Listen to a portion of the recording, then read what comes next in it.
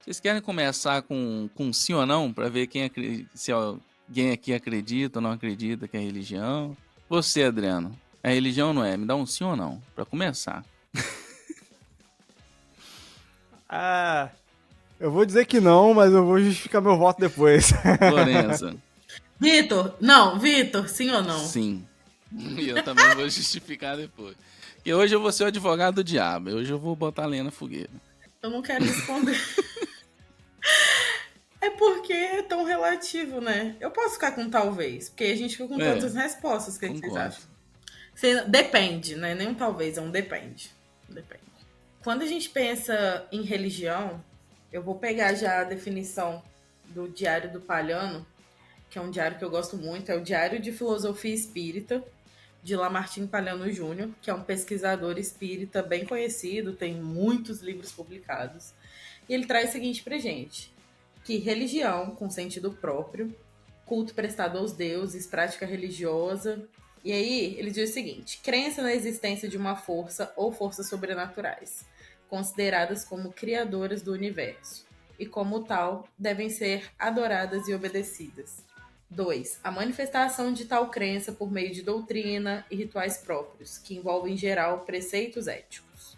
3. Virtude do homem que presta a Deus o culto que lhe é devido. 4. Reverência às coisas sagradas. 5. Crença fervorosa, devoção, piedade. 6. Crença numa religião.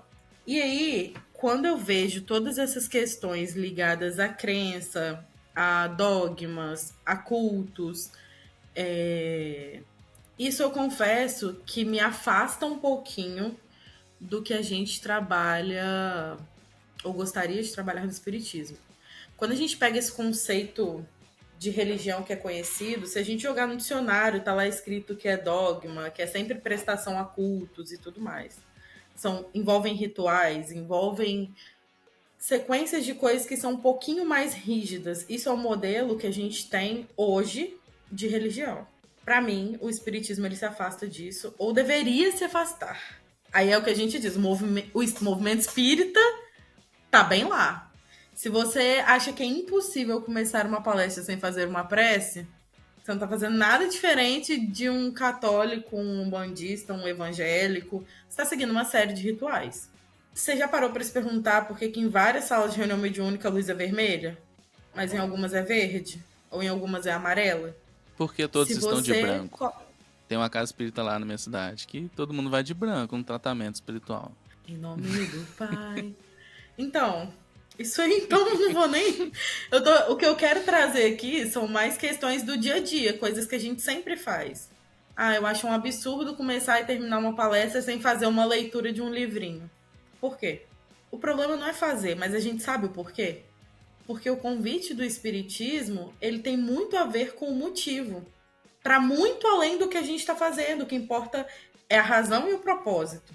Então, o espiritismo, como que ele surge, né? Acredito que não vai ser novidade para a maioria das pessoas, mas ele surge a partir do dia que um pesquisador francês, muito renomado, com vários artigos e livros publicados, resolveu pesquisar qual era o rolê sobrenatural, aparentemente, que estava rolando ali nos fenômenos das cadeiras das mesas girantes. A partir disso, ele desenvolve várias hipóteses.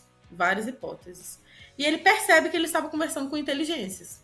Quando ele percebe que ele estava conversando com inteligências, ele começa a fazer perguntas de caráter filosófico, ou seja, uma metodologia científica e perguntas de caráter filosófico. E o que ele recebeu como resposta foram conteúdos valorizando a melhoria moral. Então, para cada problema que ele jogava, para cada situação que ele colocava, para cada exemplo bizarro, assim, de que é Deus, a canibalismo é errado, se a pessoa não tiver tanta consciência, tá lá, tá tudo. O cara fez mais de 1000 perguntas e se divertiu com isso. E muitas delas tinham caráter filosófico. A maioria delas tinha caráter filosófico. E o que a gente viu foi, bom, as respostas elas têm um cunho moral muito forte, muito importante. Aí a gente começa a perceber que o espiritismo ele foi moldado a partir de ciência e filosofia em que percebemos que isso era moral.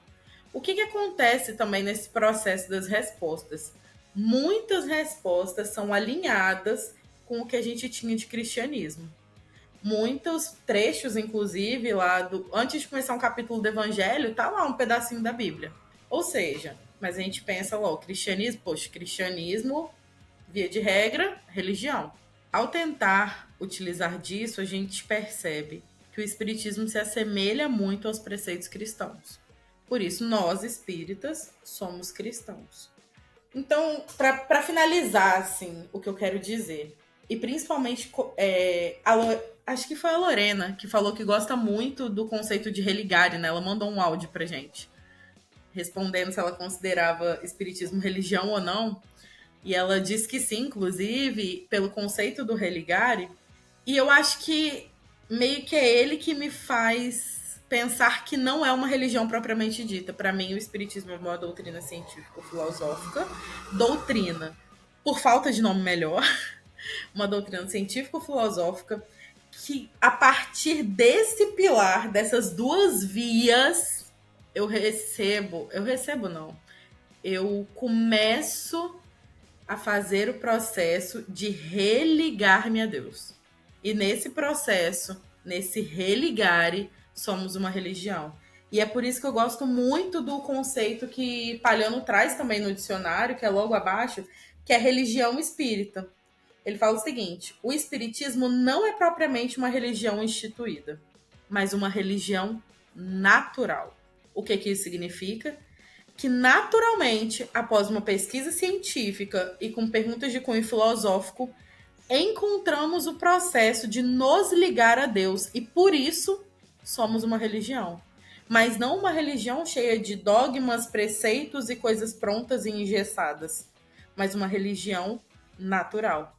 Uma religião que se chega por conclusão, porque a partir do momento que a gente começa a compreender e colocar o espiritismo em prática nas nossas vidas, não existe possibilidade da ligação com Deus não acontecer. Essa ligação, esse religamento, ele é natural. E aí, para finalizar a minha enorme fala aqui, meu monólogo, ele traz o seguinte: religião natural, que nasce naquele que leu os seus princípios e entendeu a natureza divina, tornando-se assim uma pessoa religiosa. A chamada religião espírita vem de consequência dos aspectos científicos, filosóficos e morais da doutrina espírita. Não se deve substituir o aspecto moral do espiritismo pelo aspecto religioso, pois que não é a mesma coisa. Moral é a lei e regra do bem proceder. Religião é a relação com a divindade.